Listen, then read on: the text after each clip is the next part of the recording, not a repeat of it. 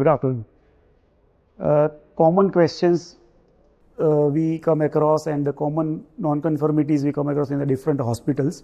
And yes, that is a clinical pathological correlation or the clinico-radiological correlations. What is the importance of it? So the main importance is to increase the capacity and excel in the clinical acumen and diagnostic acumen. How?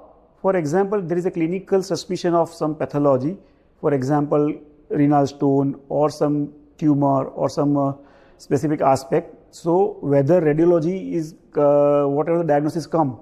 So in that correlation, whether the how many percentage the clinical acumen is going into that direction, that is number one. Second, radiologically something is being diagnosed as a tumor. While when the patient is getting operated, at the end of the surgery, what is final diagnosis coming up out? So whether this clinical and the diagnostic part is matching with each other or not with each other.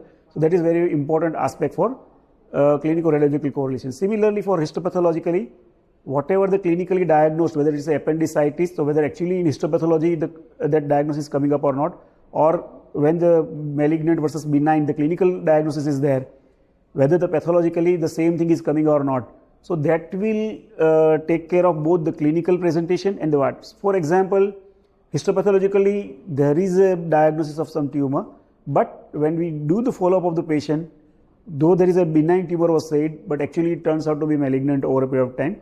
So then what is the problem? We can have a root cause analysis why that diagnosis was not there. So the purpose of doing this clinico-pathological correlation or the clinico-radiological correlation is to improve the clinical acumen or the diagnostic acumen and ultimately raising a bar for quality for the patient services.